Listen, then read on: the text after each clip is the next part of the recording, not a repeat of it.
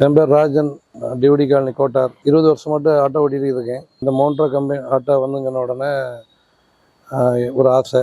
அப்போ நம்ம அண்ணன் ஒரு ஆள் எடுத்திருந்தார் பறக்க ஜங்ஷனில் இருந்து. அவர்கிட்ட கேட்டேன், நல்லா இருக்குன்னு சொன்னாங்க. சரி இருந்தாலும் பயந்து தான் எடுத்தேன். இருந்தாலும் சரி எதுனாலும் தைரியமாக பார்ப்போமேன்னு சொல்லிட்டு எடுத்து 11 மாதம் ஆச்சு. ஆண்ட முன்னேற்றத்தில் ஒரு பிரச்சனை இல்லை, அது பாட்டு ஓடிட்டுருக்கு. 24,000 கிலோமீட்டர் கிட்ட ஓடியாச்சு.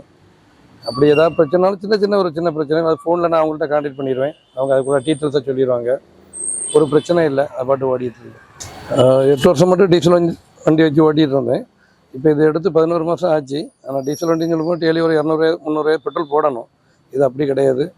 கரண்ட் மட்டும் ஃபுல் சார்ஜ் பண்ணுவேன். ஆனால் மாதத்துக்கு 2000 கரண்ட்டுக்கு மட்டும் வருது. 2 மாதத்துக்கு 4000 வருது.